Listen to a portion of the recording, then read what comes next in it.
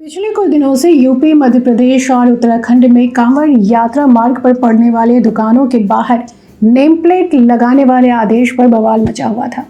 दरअसल 22 जुलाई से सावन का महीना शुरू हो गया है। ऐसे में उत्तर प्रदेश प्रशासन ने अपने स्तर पर कांवड़ यात्रा तैयारियां शुरू कर दी। मुख्यमंत्री योगी आदित्यनाथ ने पूरे प्रदेश में कांवड़ यात्रा मार्गों पर खाने पीने की दुकानों को अपना नाम लिखने का आदेश जारी कर दिया। इस आदेश के बाद से प्रदेश में सियासी घमासान शुरू हो गया। किसी ने इस बात की निंदा की तो किसी ने इस फैसले का समर्थन किया। एक तरफ जहां हिंदूवादी सरकार और भाजपा से जुड़े लोग कांवड़ यात्रियों की आस्था और पवित्रता बनाए रखने के इस फैसले को ठीक बता रहे थे, उनका कहना था कि कांवड़ यात्रा के दौरान कई बार विवाद की वजह खान पान में न बरतने वाली पवित्रता रहती है। वहीं दूसरी तरफ विरोध कर रहे लोगों का कहना था कि इससे समाज में बिखराव बढ़ेगा, इससे एक वर्ग के लोगों की दुकानदारी पर असर होगा, आर्थिक रूप से उन्हें नुकसान झेलना पड़ सकता है। विवाद इतना बढ़ा कि सुप्रीम कोर्ट तक मामला पहुंच गया और अब सुप्रीम कोर्ट ने भी उत्तर प्रदेश की योगी आदित्यनाथ सरकार, मध्य प्रदेश की मोहन यादव सरकार और उत्तराखंड की पुष्कर धामी सरकार को फटकार लगाते हुए इस पर अंतरिम रोक लगा दी है। अब थोड़ा पीछे चलकर देखते हैं और जानने की कोशिश करते हैं कि इस तरह के आदेश के बाद यूपी में कैसा माहौल बना। 25 साल से चल रहा संगम ढाबा सलीम मियां का ढाबा बन गया।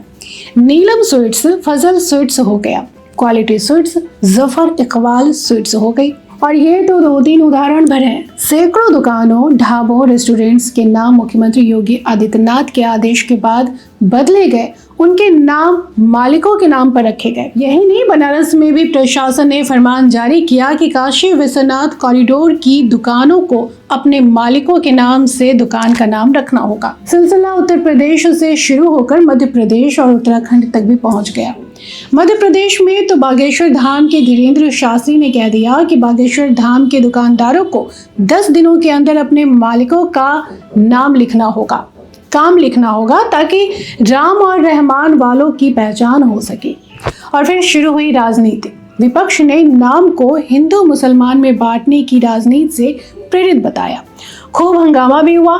केंद्र की एनडीए सरकार के सहयोगी दलों ने भी इस फैसले का विरोध किया। इस बीच मामला सुप्रीम कोर्ट पहुंच गया।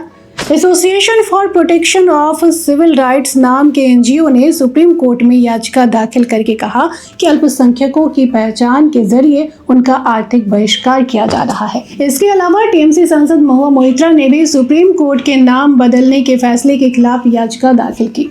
एनजीओ की ओर से वकील सीयू सिंह और महुआ मोइत्रा की ओर से वकील अभिषेक मनु सिंघवी ने पैरवी की। सुनवाई के दौरान कोर्ट ने पूछा कि क्या ये प्रेस स्टेटमेंट था या औपचारिक आदेश था कि इन्हें प्रदर्शित किया जाना चाहिए।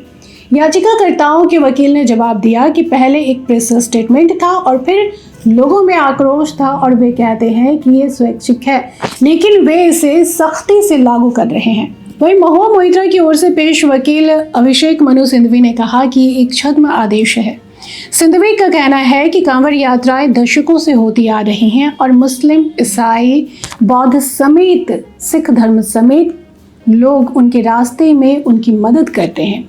अब आप किसी विशेष धर्म का बहिष्कार कर रहे हैं, ये कहीं से भी सही नहीं है। वहीं एनजीओ की ओर से प्रतिनिधित्व कर रहे वरिष्ठ अधिवक्ता सीयू सिंह ने कहा कि अधिकांश लोग बहुत गरीब सब्जी और चाय की दुकान के मालिक हैं और इस तरह के आर्थिक बहिष्कार के अधीन होने पर उनकी आर्थिक मृत्यु हो जाएगी। अनुपालन नहीं करने पर दुकानदारों को बुलडोजर कार्रवाई का सामना करना पड़ रहा है। दोनों वकीलों की दलीलों को सुनने के बाद कोर्ट में जस्टिस हरिकेश रॉय और जस्टिस एसवीएन भट्टी की बेंच ने इस मामले पर फैसला देते हुए कहा कि दुकान मालिकों के नाम लिखने के आदेश पर अदालत अंतरिम रोक लगाती है। अब दुकानदारों को अपना नाम नहीं लिखना होगा, उन्हें सिर्फ अपनी दुकान पर यह साफ साफ लिखना होगा कि उनका खाना शाकाहारी है या मांसाहारी। और अब इस मामले की सुनवाई 26 जुलाई को होगी। इस तरह से सुप्रीम कोर्ट का ये आदेश यूपी की योगी आदित्यनाथ सरकार, मध्य प्रदेश की मोहन यादव सरकार और उत्तराखंड की पुष्कर सिंह धामी सरकार के लिए एक बड़ा झटका है, क्योंकि दुकानों के नाम वाले आदेश के बाद से ही इन तीनों ही राज्यों में हिंदू बनाम मुस्लिम की एक अलग ही बहस छिड़ गई थी। लेकिन अब सुप्रीम कोर्ट के इस आदेश ने इस पूरी कवायद पर पानी फेर दिया है।